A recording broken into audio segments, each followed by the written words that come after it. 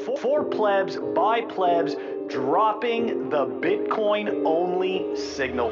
Pleb Underground. Welcome everyone to the Pleb Underground.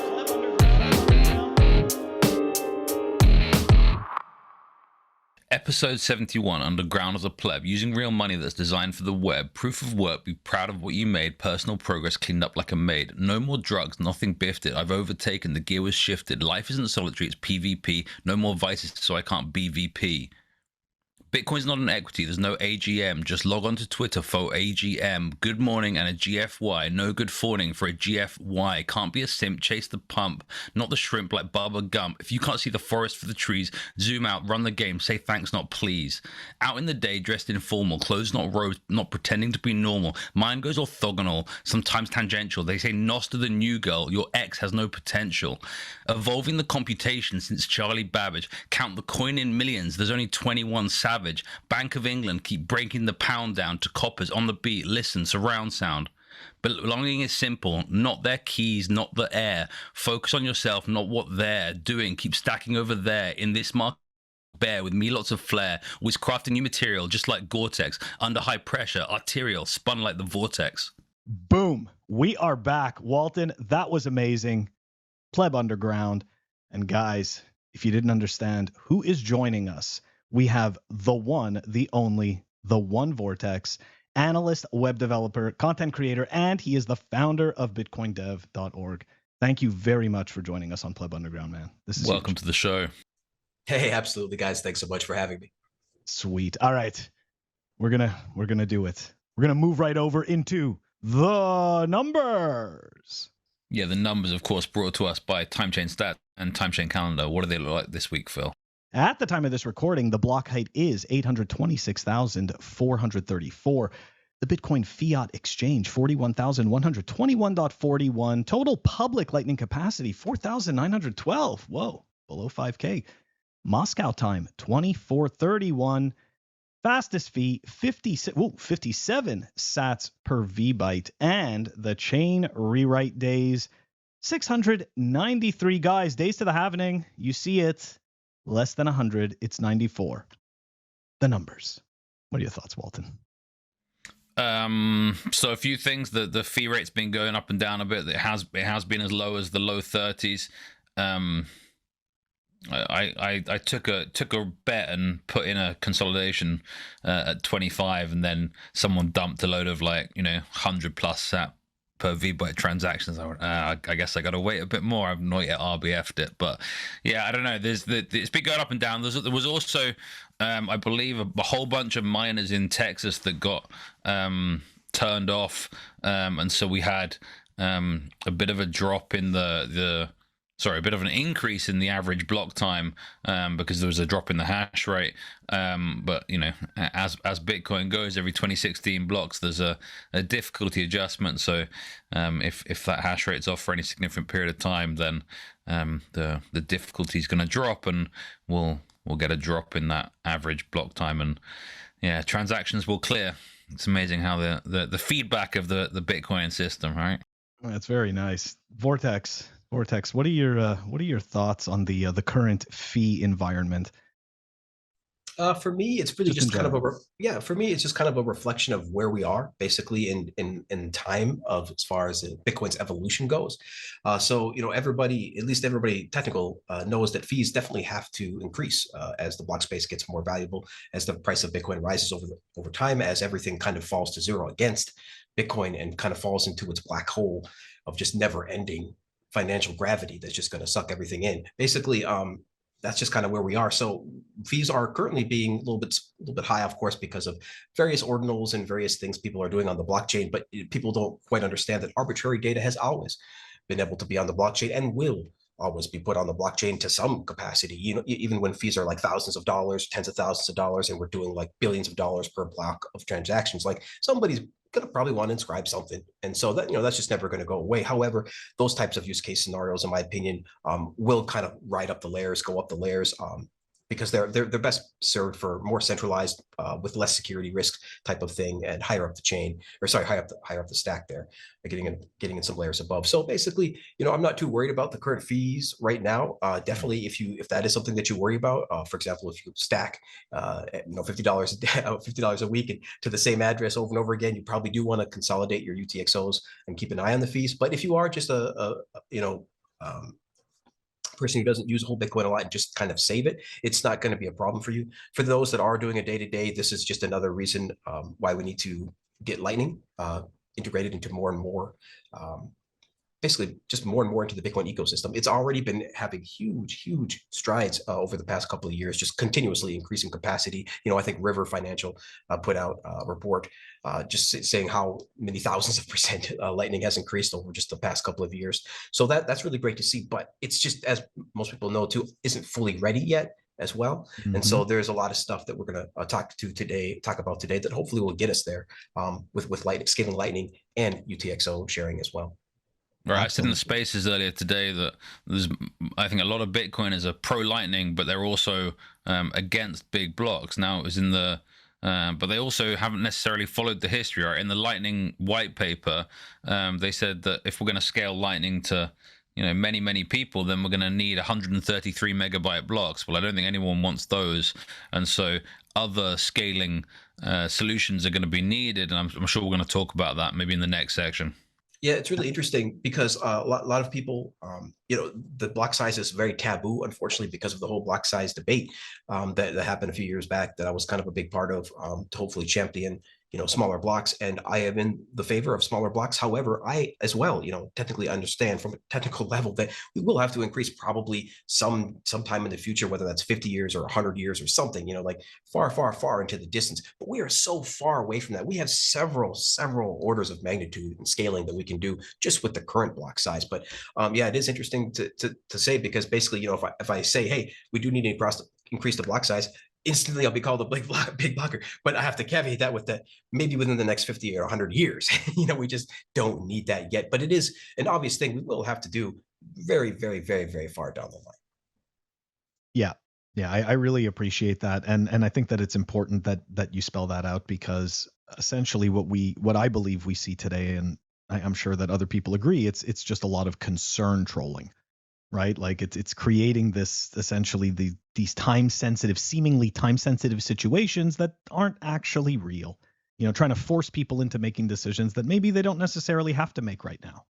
So it's a bit unfortunate because this stuff is so difficult to understand, and it's so easy to LARP on Twitter, and that's fine. We want more people talking about Bitcoin, and especially those who aren't technical. But unfortunately, the discussion does get carried into these weird, strange directions, because most of the folks discussing Bitcoin on Bitcoin Twitter really aren't technical and really don't understand Bitcoin from those fundamental first principle views. And it doesn't, and it's unfortunate because it doesn't even matter how smart you are. Like, even Roger Ver, like in the very beginning, like the first, Bitcoin Jesus, right? The first person to really champion Bitcoin, he loved Bitcoin and understood it to such a degree. But the thing is that he failed to understand that it needed to be a settlement layer first, right? He failed to understand. He understood most of the economics, most of the technical stuff, but it wasn't quite the right mix to understand that we can't increase block size yet. We need to scale UTXOs first. And that type of understanding is so difficult. And so Signal is really important to follow on Twitter. So podcasts like yours, and actually following the Bitcoin developers on Twitter and following those discussions, that's going to help you a real big way to be able to, at least if you are interested on commenting on this stuff, you really should. It really would behoove you to pay attention to what these developers are saying.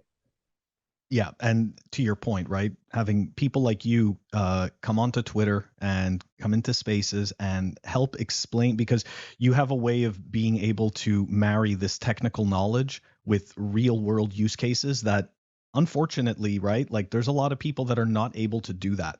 And it's very important that people like you come and essentially explain these things. So we really appreciate it. Yeah, I definitely appreciate that. But it's crazy because even some of the use cases are like too difficult to understand. I mean, this is insane. Like if you watch Jeremy Rubin's video from his MIT Expo video, I think 2020, where he did a actual visual representation of having transactions flow through a CTV stack, man, it was going through hundreds and hundreds of branches. Like, it was absolutely insane to watch one little, update go through this, and with one UTXO broadcast through hundreds and hundreds of branches inside of tens and tens of trees, all inside of one UTXO. And I mean, to preface, I am not a protocol developer by any means. I'm just an application developer, a web developer, so I struggle very much to understand the deep technical stuff. But my goodness, when I see stuff like that, like, I know there's no chance that a regular person is going to be able to fully understand that. And so it is becoming increasingly difficult to sell the use cases to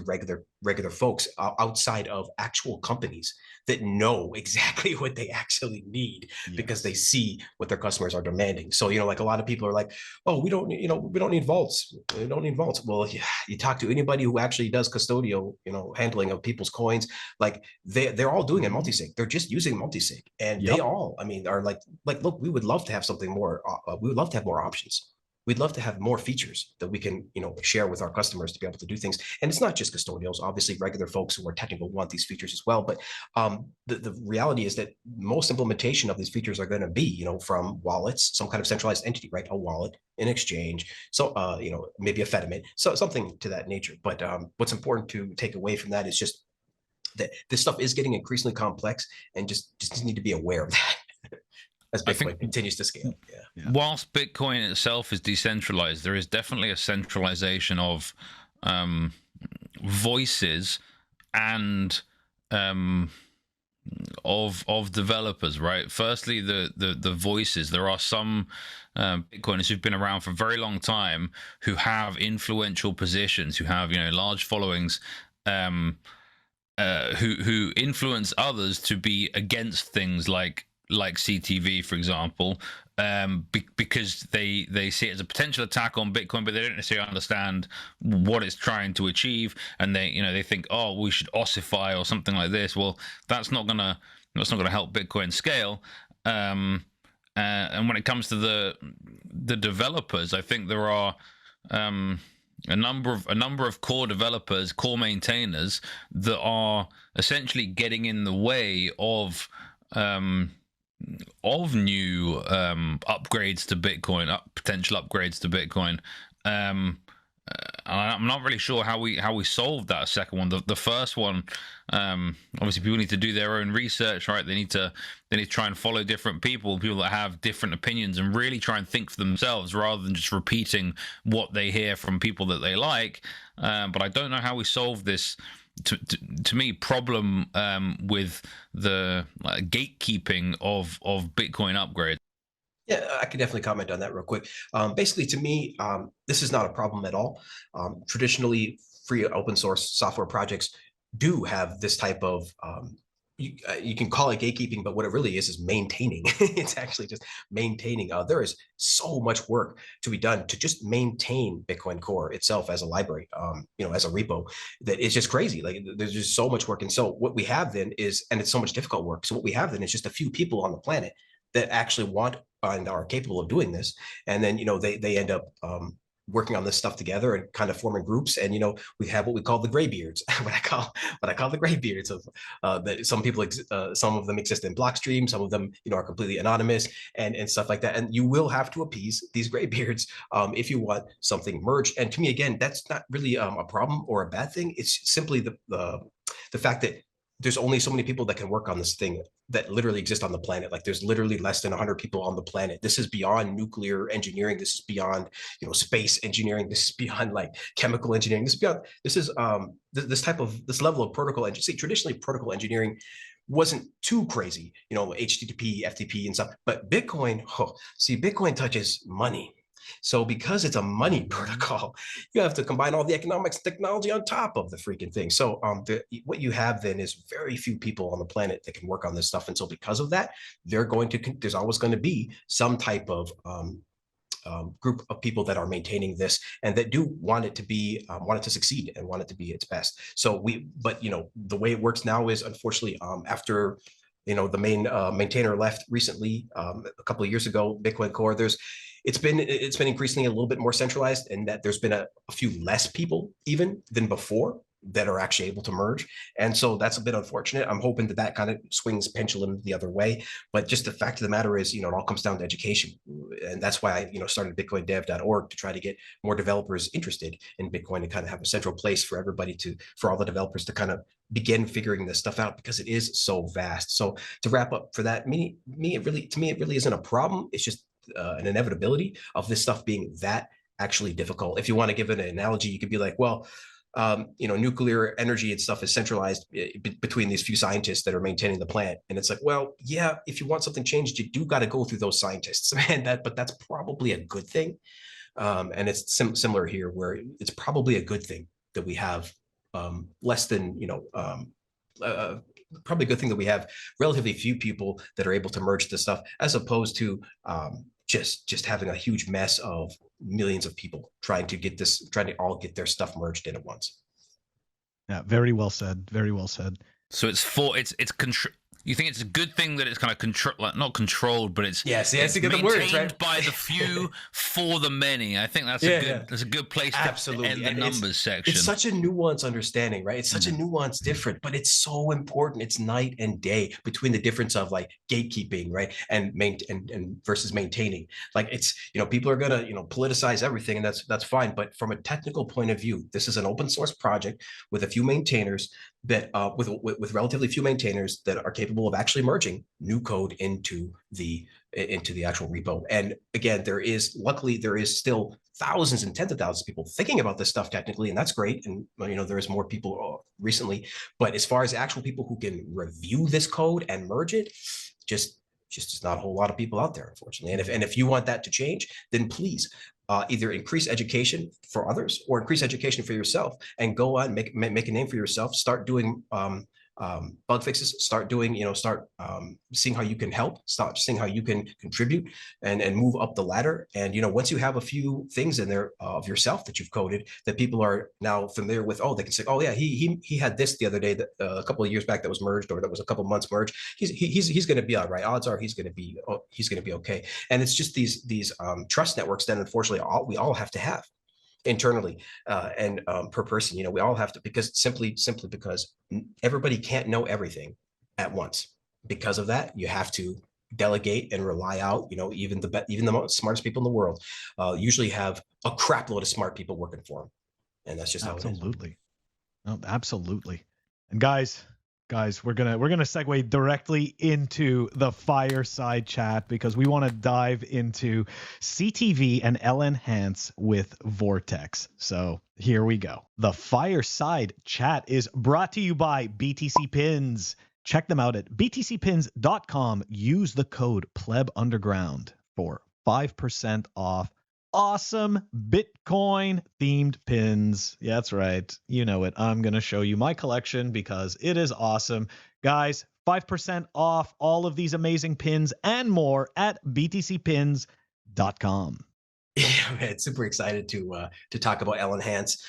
It's just man, this thing is so powerful. This is like pretty much the greatest proposal that I've seen, at least the proposal that has the highest probability of getting merged, and with those graybeards that we spoke about earlier. Because see, right now, the biggest things that people are focused on, at least the people that are merging and the people that are focused on Bitcoin Core, are really focused on Lightning, and that's a great thing. But Lightning is such a different beast than Bitcoin Core, than Bitcoin Layer 1. It really is a whole different beast. There's a whole different set of developers and companies and things thinking about that type of stuff. It's a whole different set of trade-offs. And so that's great now. But because of that, maybe some attention has been kind of lacking a little bit on just base layer stuff.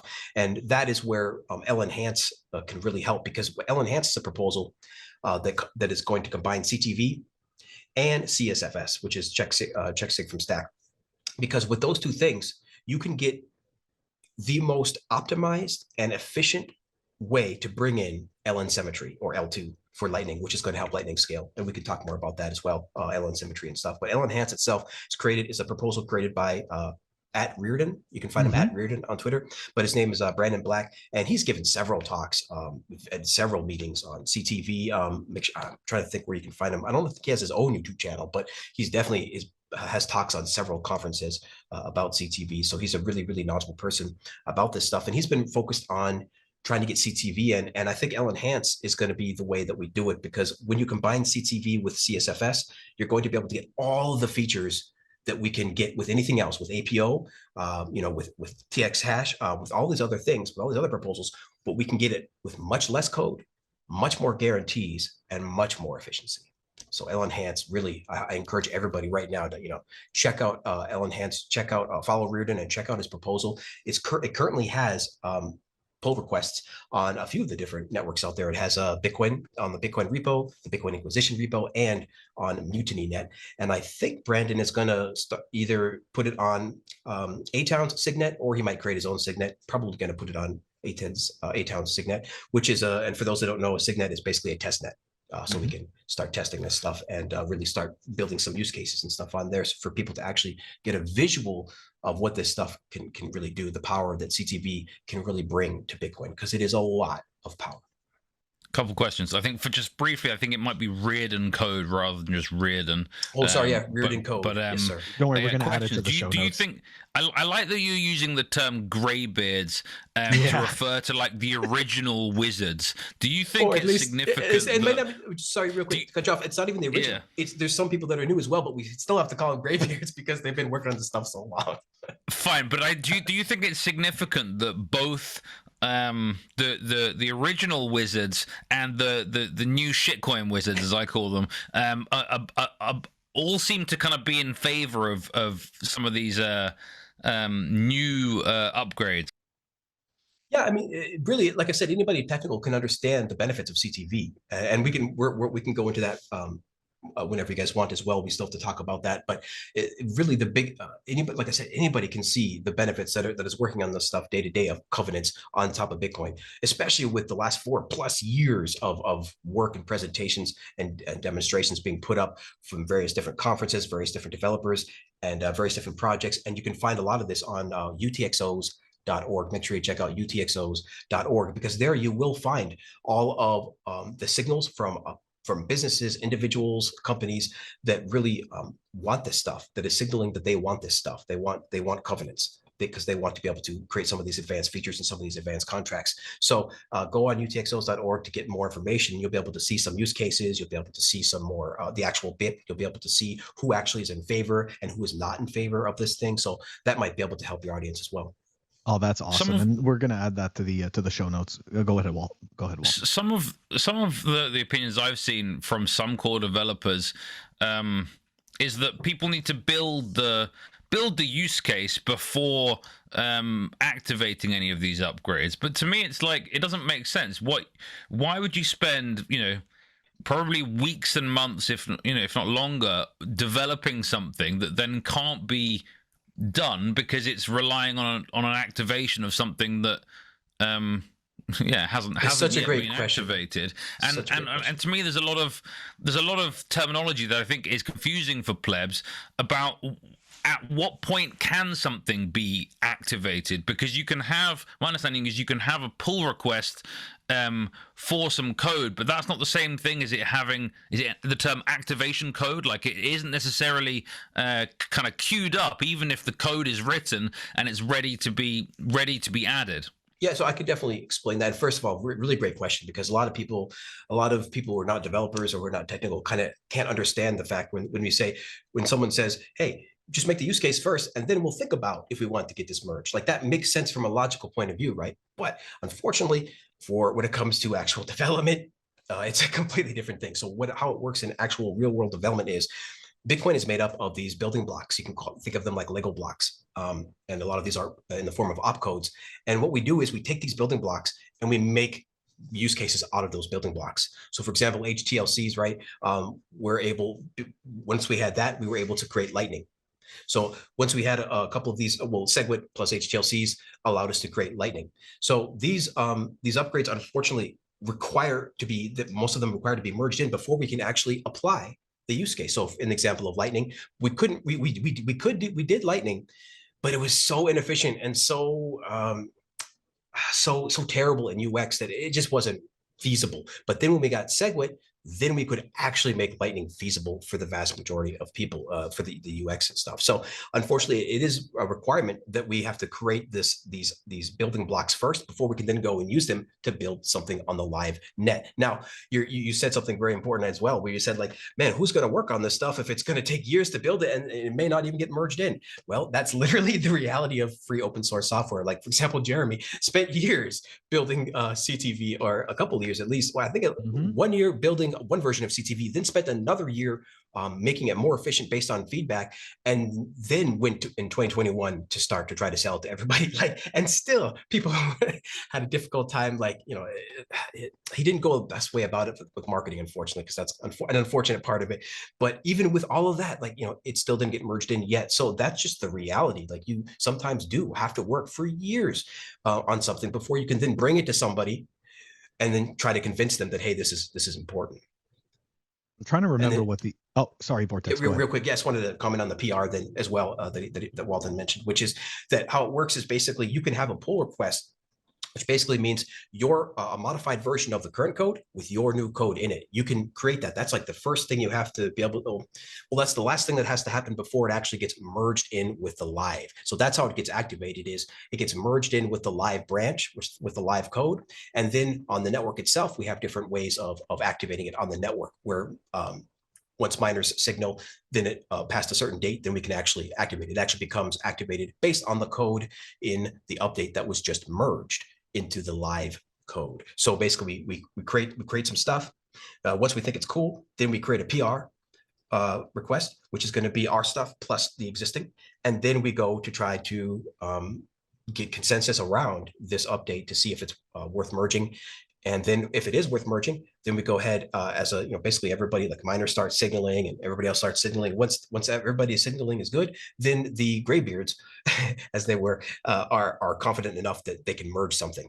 And then that'll get merged, and then everybody will then activate it on the network. It still might not get activated. Like, miners could, you know, nodes could still signal that they don't want it activated, even if it was merged to the live code. But that is part of what makes Bitcoin so difficult to change, and part of what makes it so important. I don't remember what the environment was like in 2021, but for some reason people did not react well to the CTV news. I just, myself included, like, I was against it. I don't remember what it was. I think it was about a speedy trial. I think it was the that was the big part of it. People got scared because of that. Yeah. It was the speedy trial. How it went. It was, again, all in the marketing. Unfortunately, marketing is a part now of getting stuff merged into Bitcoin. Like, this is a big topic that needs to be understood as well, is that in the early days, you could just get stuff merged in relatively easy. There wasn't a whole lot of big fuss about it. There wasn't a whole lot of people discussing Bitcoin on a technical level. So it really wasn't a problem. However, post SegWit, and post Scaling Wars, we have brought a lot more attention to the technical side of Bitcoin, and a lot more attention specifically to getting upgrades merged in. And so because of that, now the discussion has branched out to have lots more to beyond technical people and into the regular space, into the normie space. And so because of that, now, in addition to have something be technically sound, you also have to have good marketing around it in order to get people excited about it, in order to get people on board with it, and just at the fundamental level, in order for people to understand what it is and what the heck you're doing and the benefits of it. And so that's what we're really trying to do with LnHance. Like I said, Jeremy didn't unfortunately get a whole lot of very good marketing under his CTV proposal, but over the past couple of years, more and more people have been taking a look at it. More and more people have been studying covenants and seeing some of the benefits that they can bring. And so it really is a journey. It really is a journey, and we are further along now than we were a couple of years back, for sure. Now, you mentioned SegWit, and this was something I told you that I wanted to discuss, because there's a lot of noobs in the space. People like us often implore noobs to read the block size war. Now, you having been there, and not just there, but a very vocal proponent, and able to illustrate why it was important to keep Bitcoin the way that it is now. Let me ask you this. What do you see any similarities in the current, the current social type of landscape in Bitcoin as the way that it was back then? Because for me, I had just come to Bitcoin. I was still a total noob and a total shitcoiner. And all of a sudden somebody says to me that Bitcoin's going to fork and now BCH is real Bitcoin. And I'm like, what? So I don't know if you could just, you know, give noobs like some context as to what that environment was like. Like what were people really arguing about? What do you recall what the narratives were? Was it really just the cheaper transactions?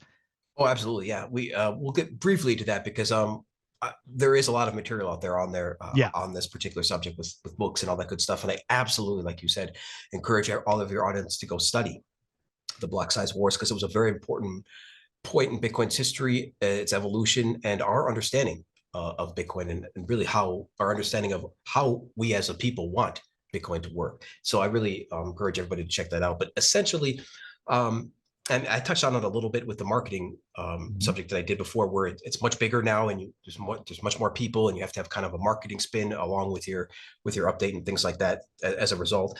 So that's kind of in a nutshell how it has changed. It was very different back then because it was much smaller, and because it was much smaller, there wasn't quite as many people commenting on it, and definitely not commenting on the technical stuff about it until we got to SegWit. And SegWit, the reason why SegWit blew up and was so big is because it was all about control. It was a battle for control. Not only was it a battle to keep Bitcoin the way it was a battle for who can control Bitcoin, specifically the Bitcoin repo.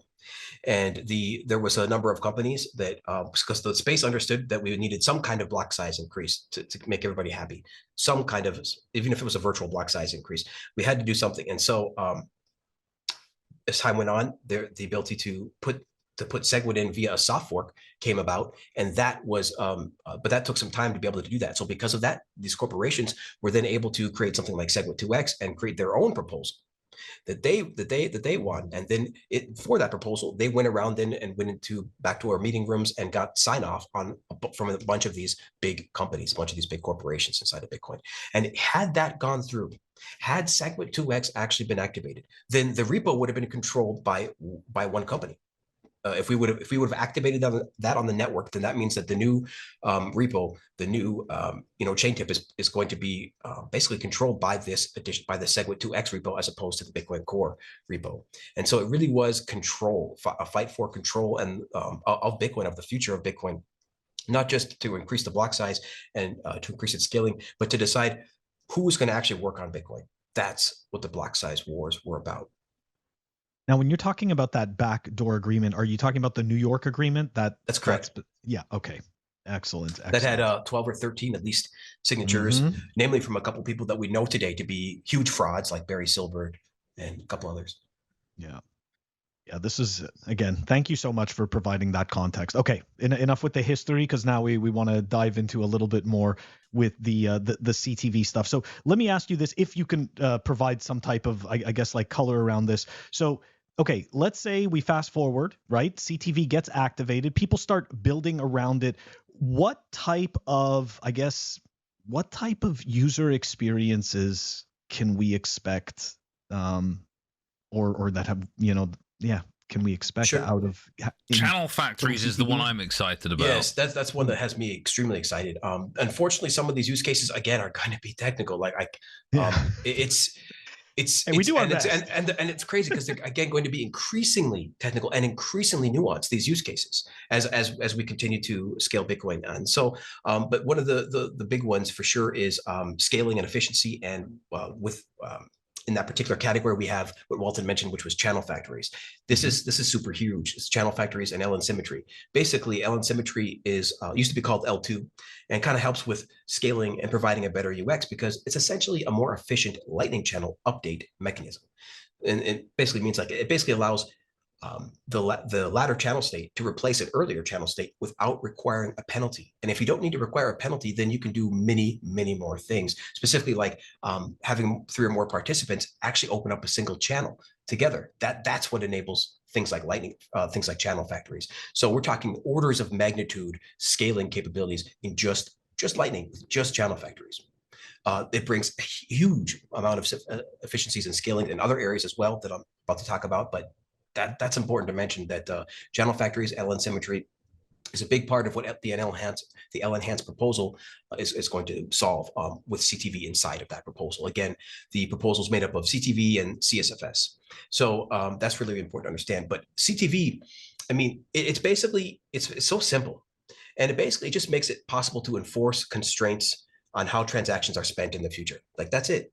Enforce constraints on how transactions are spent in the future. But what this does is it opens up this capability of creating huge contracts, like huge and complex contracts and agreements directly on Bitcoin, directly on the chain, with most of this logic being pre-computed off-chain, only executing when needing to on the actual chain. So this allows, basically allows users to commit a set of predefined spending conditions that we can then create crazy things like payment trees, payment pools, and smart vaults. These things will absolutely allow Bitcoin to scale and allow Bitcoin to become more private, and allow both the Lightning Network to scale and UTXOs to scale by allowing those UTXOs to be shared.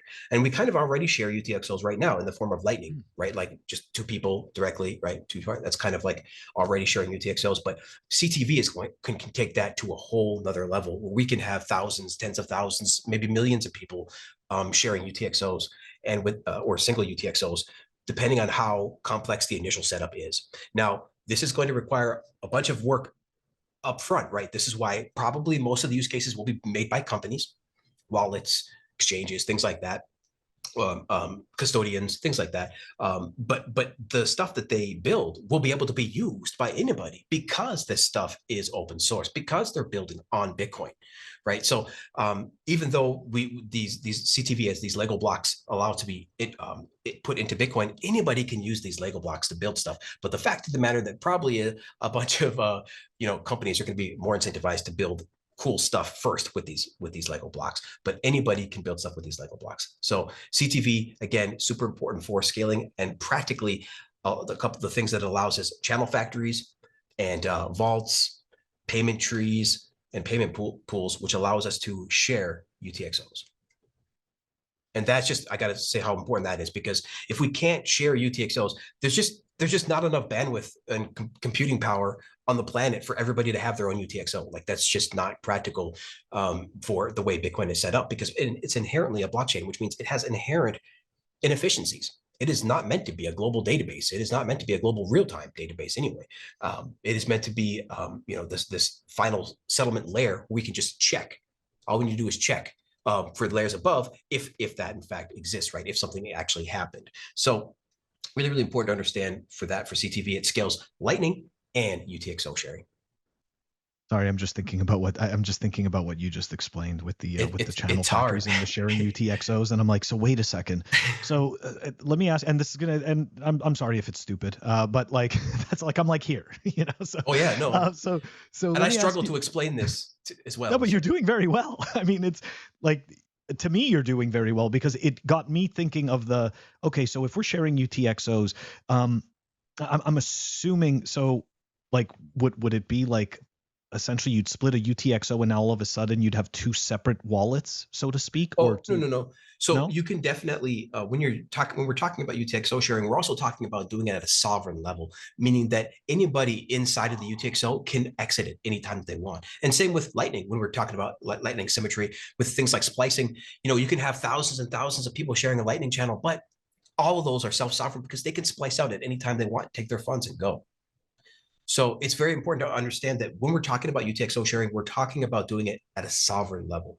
Okay. Making sure that you can always exit with your funds at any time, where you don't require a centralized party, to do anything. And that's even if there's for example, like a big exchange running some kind of big CTV vault program for everybody, like even if they were running it, you can still, because of the nature of CTV, opt out of that at any time. You can take your coins and leave at any time that you want.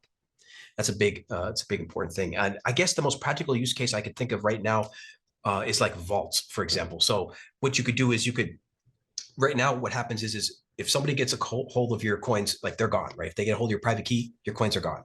Mm-hmm. What this would do is you could set up a vault in such a way to where because remember, when a CTV, it allows you to do signed transactions, right? Stuff before it gets to the chain, agreements that you agree to before it actually hits the chain. So you could create an agreement that before somebody can spend a private key, or before somebody can spend with this private key, they will require a certain amount of time, maybe 3 months, before it can actually then be spent. So somebody gets your private key. Well, guess what?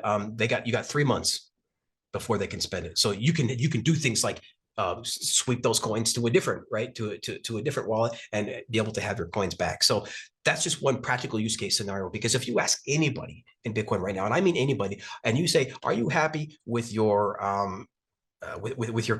with your coin protection setup? Like, are you happy with your custodial setup?" And most people will tell you no. And if they tell you yes, they're lying to you. They're literally saying they're either bragging or using their ego or something they're saying, and they're wrong, because everybody, dude, is struggling with protecting their Bitcoin, from the individual pleb all the way up to the huge institutions. And guess how we're doing it? We're just doing it all with freaking multisig. Basic as multisig. That's why things like Frost is so exciting as well, that can come along the line. But that's a little bit out of scope for this discussion. But it is something that we have to continue to improve. Absolutely, is our security over our coins, and CTV can help with that.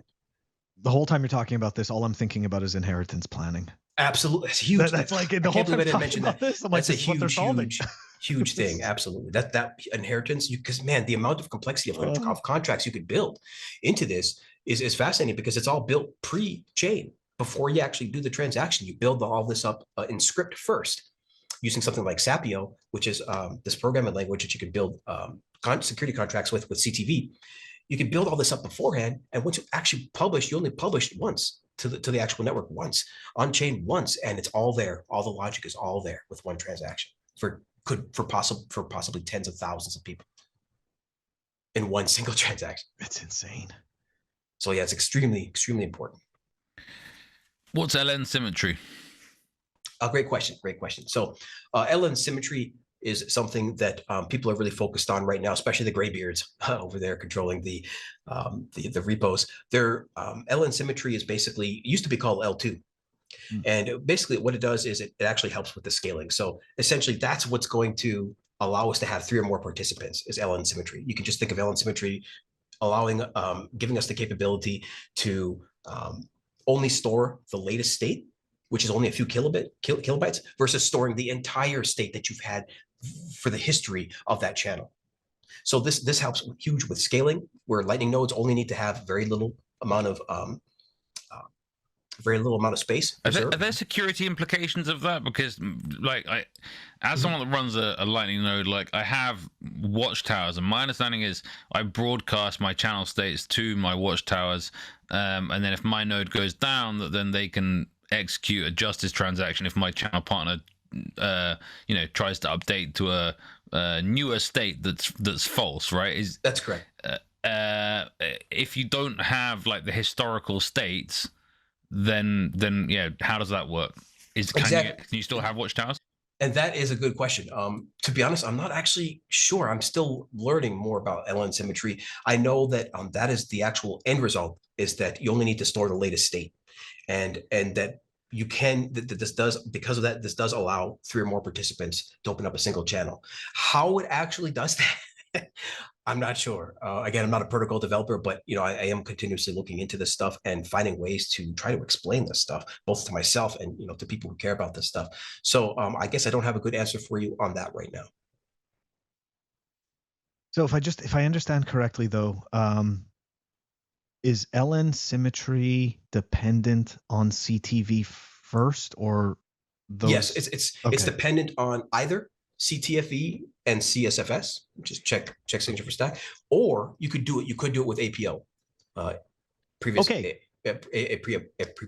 out, right? But the problem with that is APO, any prevout is extremely more complex. It does allow for tons more features, which is great, but that is way more complex, and in my opinion, not needed until after we get CTV and CSFS, because you can do most of the stuff you can with APO anyway.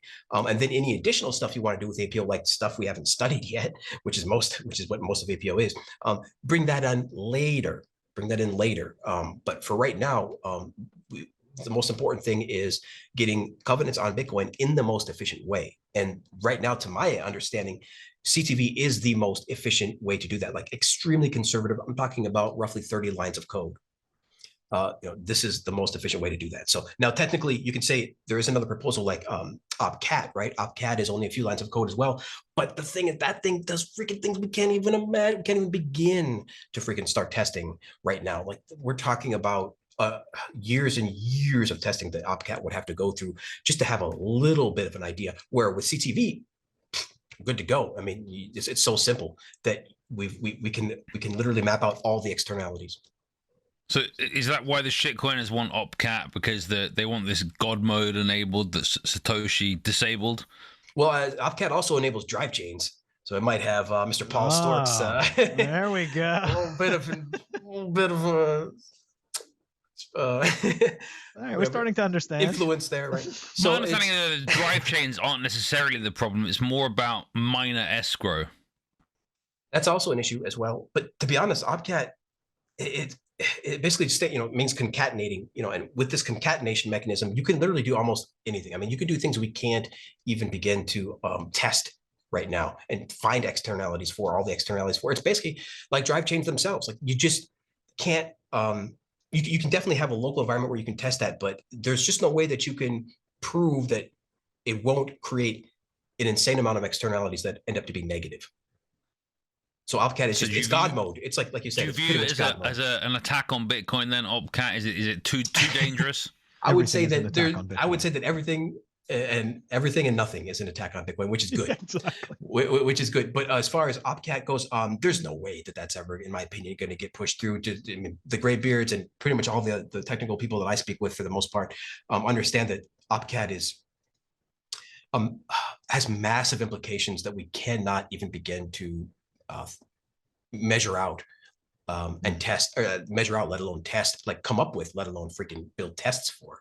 So yeah, it is like a God mode. That's a great way to describe it, Walton. And it's just too early to be implemented right now. Yeah. Vortex, I honestly wish that we could keep you here a lot longer. Me too, man. I wish I could stay. This is that like, honestly, it totally flew by, man. Look, how could people find you? Where do they find you? We're gonna post everything in the show notes. Yeah, for sure. Like how Vortex got you in a spin, Phil.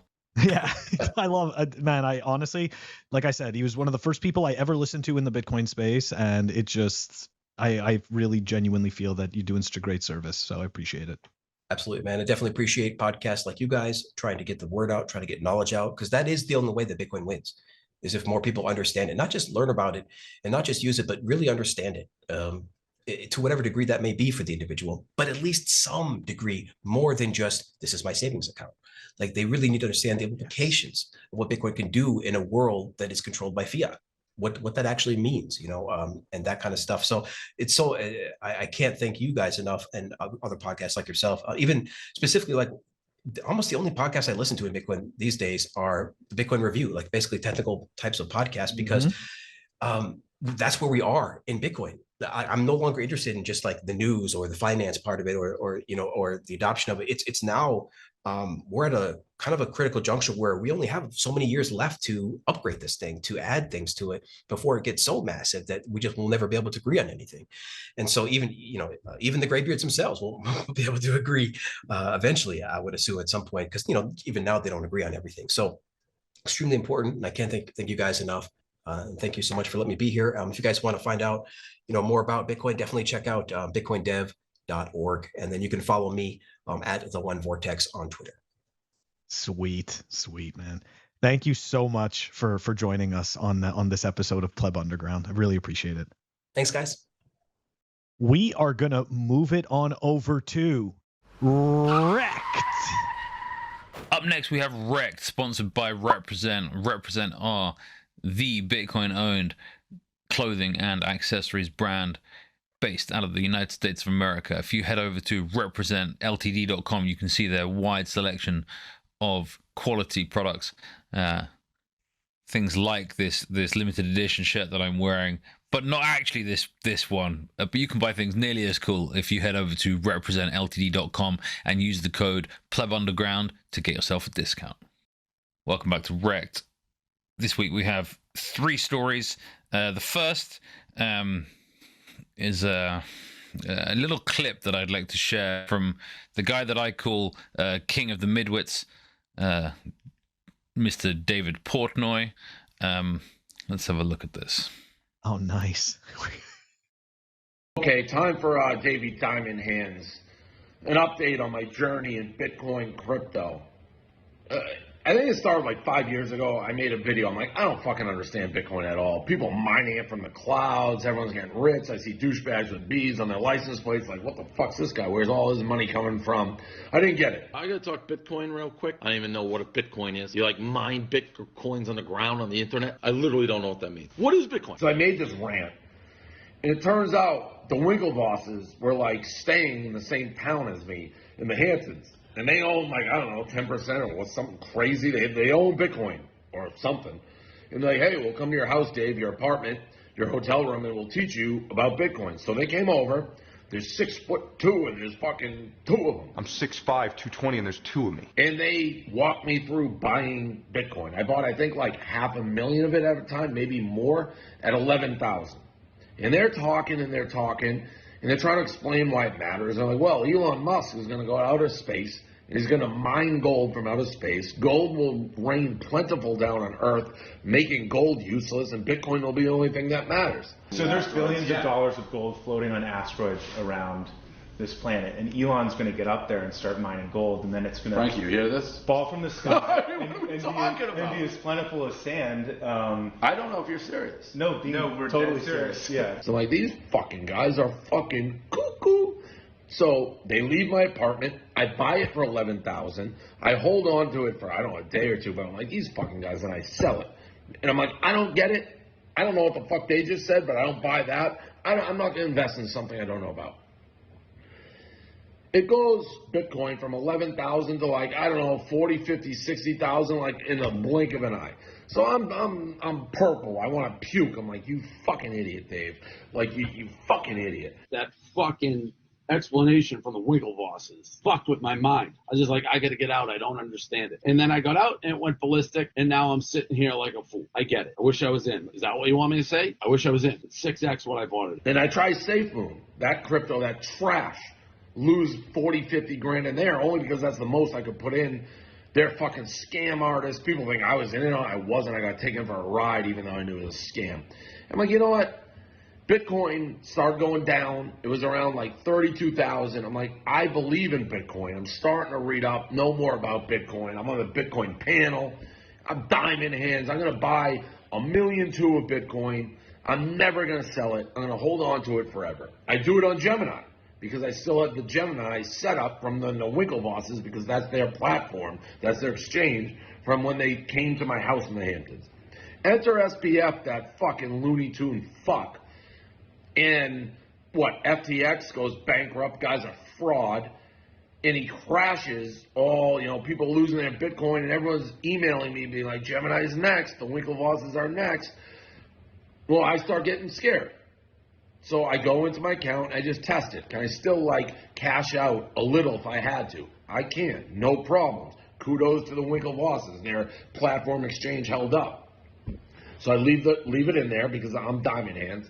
And now there's all this buzz about Bitcoin again. I'm wearing the shirt. You got the ETFs launching today. I'm like, let me go into my account and see where I'm at because I know it's at like 42. I bought it at 32,000, $1 million. It went down to 20. That's where I got nervous because of exchanges crashing. I didn't want to get my money caught. I'm a fucking idiot. Yeah, in his own words, he's a fucking idiot, Phil. Are we early? Do people just really not get this? Or is this just Dave Portnoy? I think this is just Dave Portnoy. So let me ask you this: did you look at the transactions? Did you see? He shows the transactions, and I don't understand how someone doesn't realize that they converted all of their BTC into Tether. I don't get that. Or sorry, USDT, whatever the hell. To me, it's all Tether anyways. But yeah. It doesn't, whether it's Circle, whatever it is, all anyways, stable coin crap. But how do you not know that you did that? I don't get it. Some people have more money than sense, seemingly, right? And I think especially in this day and age where there are kind of influencers and it's about like ad money and it's about attention rather than about integrity and intelligence, right? This is Dave Portnoy is a product of the fiat system, and people many people who've made a lot of money in the fiat system don't understand money because that the fiat isn't really money, right? Like and all the incentives are skewed. Definitely, but I think we also have to kind of agree that the Winklevi did a shit job of explaining Bitcoin to him. Like, look, don't get me wrong, we get the whole gold story, but that is awful. Like, what are you doing? We're not buying Bitcoin because we think Elon's gonna import billions and billions of tons of gold from space. That's not why. It's if you could run a gold node, that'd be very different, right? But you can't run a gold node. Gold is not independently verifiably scarce. It doesn't have any price inelasticity with respect to demand. So when the gold miners when the price goes up for gold, the gold miners all go to work and they start mining more gold. You can't do that with Bitcoin, right? Like there's a difficulty adjustment, and so you don't get the same sort of dynamics that happen with Bitcoin versus gold. I mean, there's a whole bunch of reasons. We don't need to get into that, but like it's. The reason I shared this clip is because so many people follow influencers. Even Dave, right? He's following some crypto influencers who they themselves like massively fucked up. He's terrible on the numbers. He said, they own like 10% of Bitcoin. No. At one point though, they did own over 100,000 Bitcoin, and they definitely don't own that anymore, and they definitely don't own the fiat equivalent value of that anymore. And so like many shitcoiners, the Winklevi are chasing after lost money, right? Like they could have just held on to the Bitcoin they had, but they wanted to be some like tradfi names. They wanted to have an exchange. They wanted to but like cozy up to various kind of fiat society figures, and they lost the plot. Like, I think you bring up a very good point, right? And that's essentially how the money disease, right? The fiat money disease works. If you want to gain allies, you don't have to have integrity. You don't have to have specific type of ethos. You really just have to start paying. Right. It really is a pay to play system. And I think you illustrated that, very, very well. And, in terms of the Winklevi, that there's a very important, the point to that story is that you will most likely not have as much Bitcoin as you started with, to your point, they could have just sat there on their 100,000 Bitcoin and just, not gotten involved in the actual space. And again, right, people can argue and say, well, then you wouldn't have the Gemini exchange. Sure, but then they also wouldn't be trapped in a what seems to be a dead legal battle with DCG, right? Grayscale parents. So there's like $913 million or something that people are arguing about. I don't even know what's going on with that. But yeah, like think about it. They just paid for legal problems. Why? Why would you do that? Anyways, Winklevi could have done better. Yeah, I want to say they something like halved it. I think they now supposedly own about 70,000, but I think at some point it was more like 130, 140,000 Bitcoin, which is what today, like it's like if it's at $40,000, 150 would be like 600 billion. No. 60 billion? It's not that much. Yeah. Chump change. All right. So anyway, there's it's interesting you talk about like integrity and people saying one thing, doing another. Once again, we're looking at David Bailey and Magoo doing some reporting here. Magoo said, no one could have seen this coming. What is he looking at? He's looking at how Grayscale Bitcoin Trust are dumping a lot of Bitcoin, right? Now, apparently, he said no one could have seen this coming. No way. Except that he did, right? He said that all the liquidity is going to come from everyone dumping Grayscale ETF after David Bailey, and this is 10 days ago now or something, said there's not enough liquidity out there for 10 funds to each deploy a $1 billion slug. We're going into price discovery mode, right? This bull-tard ETF Hopium, without understanding, like, where can this actually come from? Now, TradFi and is doing TradFi things, right? And I include GBTC in TradFi, right? Like the kind of tricks that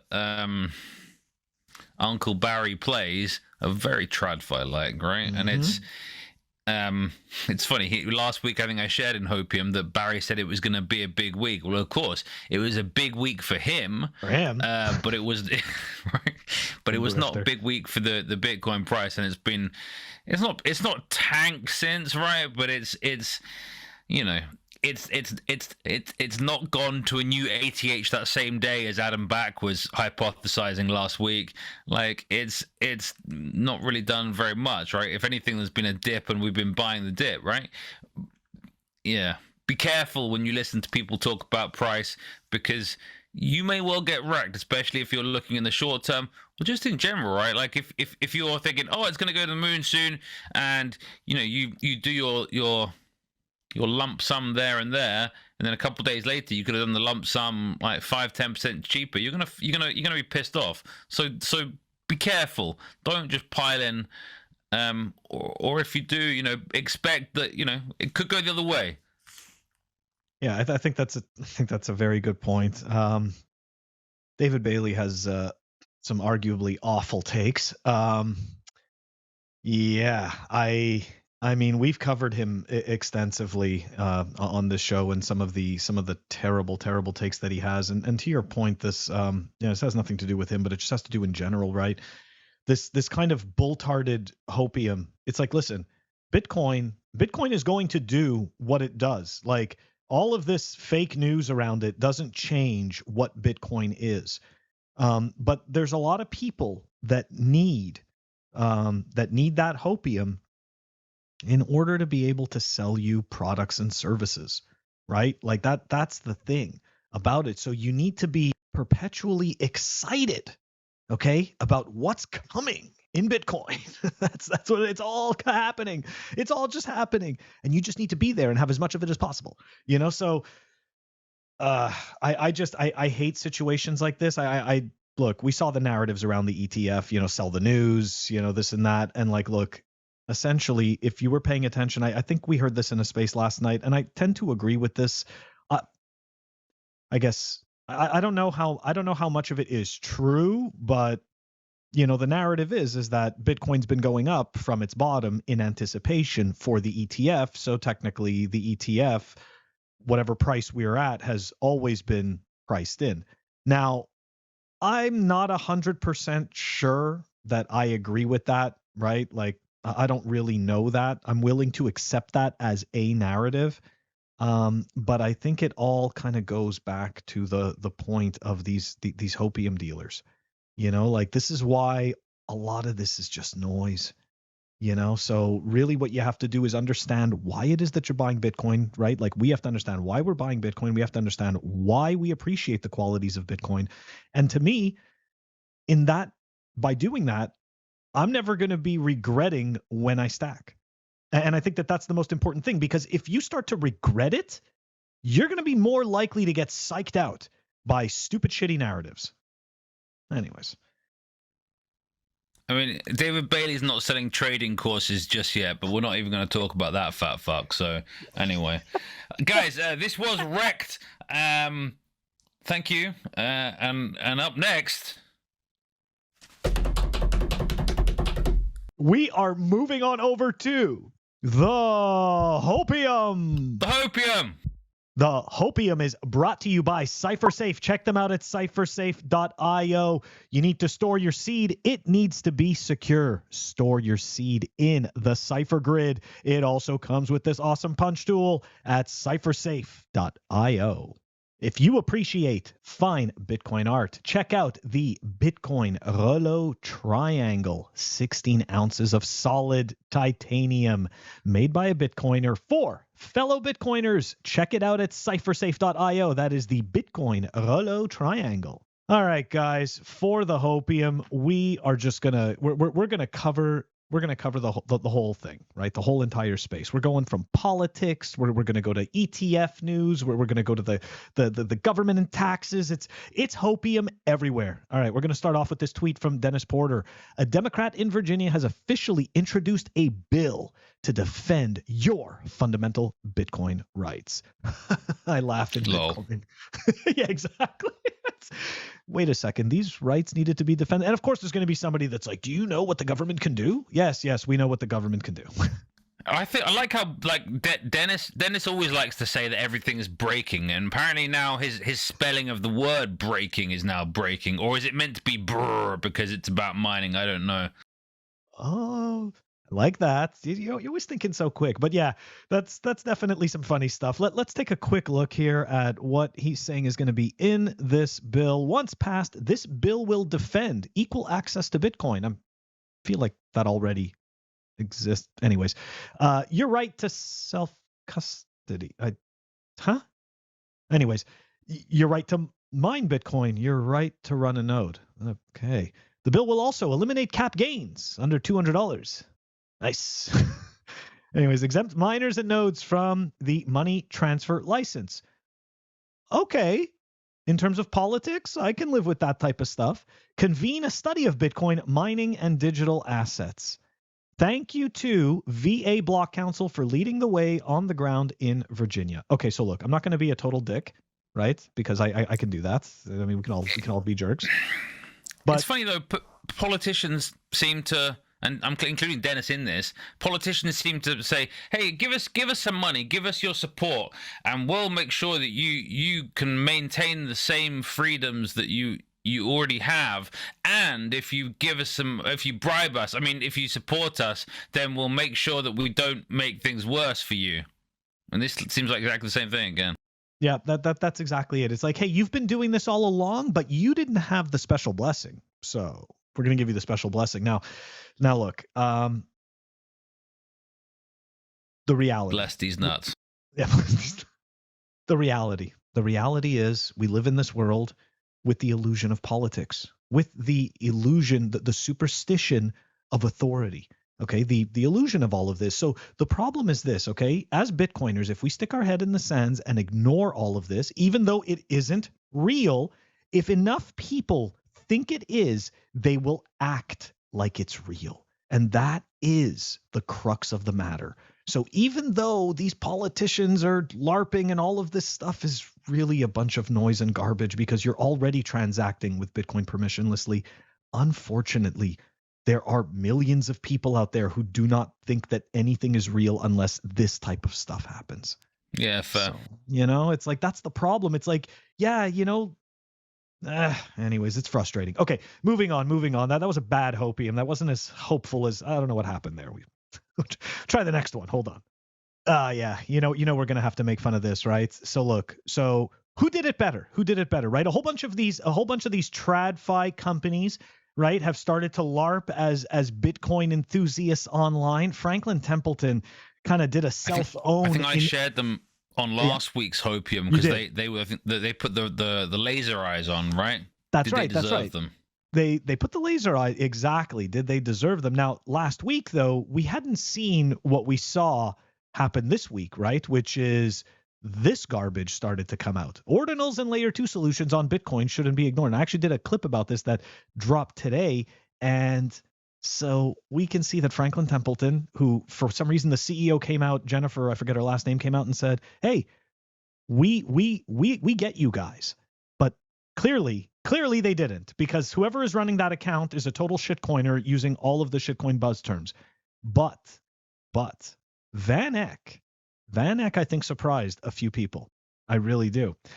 The day after this horrible Franklin Templeton just massive tweet storms, multiple tweets of pure shitcoin or garbage, VanEck tweets this out. Rule number 1, don't shitcoin if you have laser eyes on.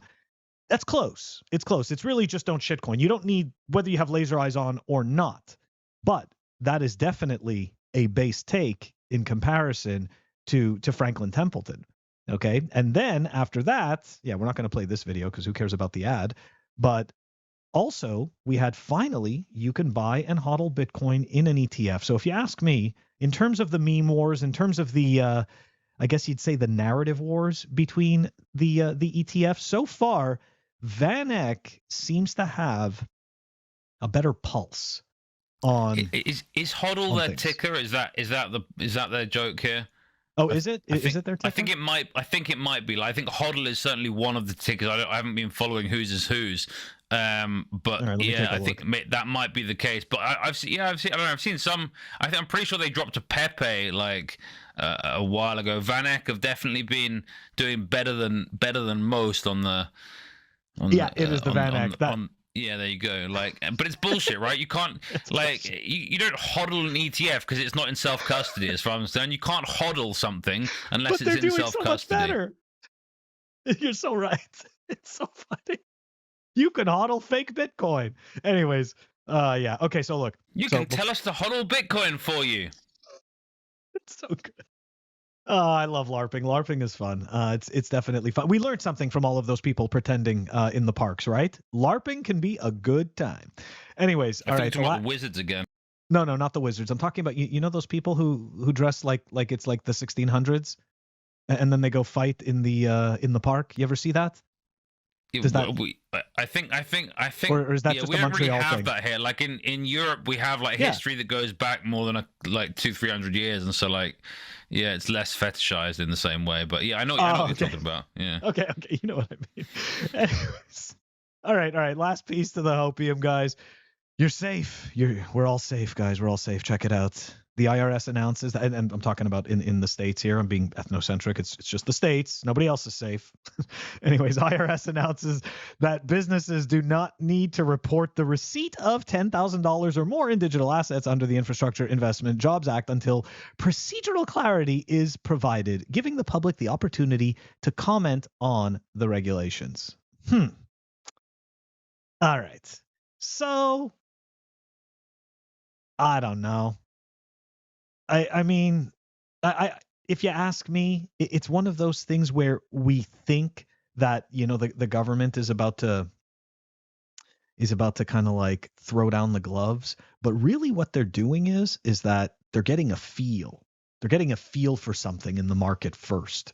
Right? Like that's what I often think, like when something is proposed or we see, you know, news like that, because look, we all saw when the original piece came out, all of a sudden, boom, and anything over $10,000 has to be claimed, you know, it's all the uproars and everything. So that was it. They get a little feel. And now all of a sudden they didn't, for whatever reason, didn't like what came of it and kind of backed off a little, right? Backed like, hey, we're still here. We're still checking you at the gate, but we're backing off a little.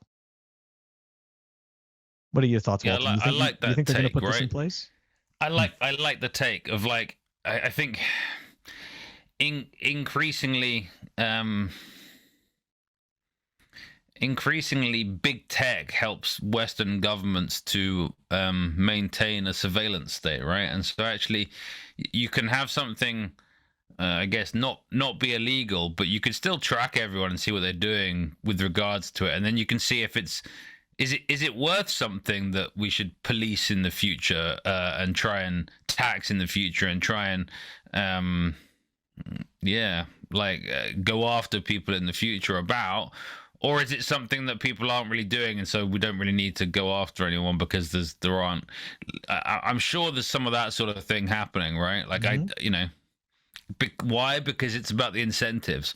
Like I don't think it's possible for tax authorities to go after everything forever, and so increasingly they're going to be trying to work out which things are profitable for them to go after. And so, yeah, doing the essentially polling the population on what they're doing without them knowing that's what's happening is probably the way that they do that. So yeah, I think really good take, Phil. I appreciate that. Yeah, it happens sometimes, right? I'm like a broken clock, you know. Anyways, guys, that was the Hopium. Let us know what you think about the show. Put it in the comments, guys. This wraps up our episode of Pleb Underground. Don't forget to like and subscribe. Don't forget to check us out on our audio-only platforms: Apple Podcasts, Spotify, and Anchor. If you want to stream us sats, check us out on fountain.fm. You can stream us sats through Breeze. Walton, you know what's coming. What are we doing? Yeah, come along to Good Morning Bitcoin from 10 till 12 Eastern, live on Twitter Spaces. Also, fuckshitcoins.com. Please like and subscribe. We will see you next week. More toxic than the most toxic Bitcoin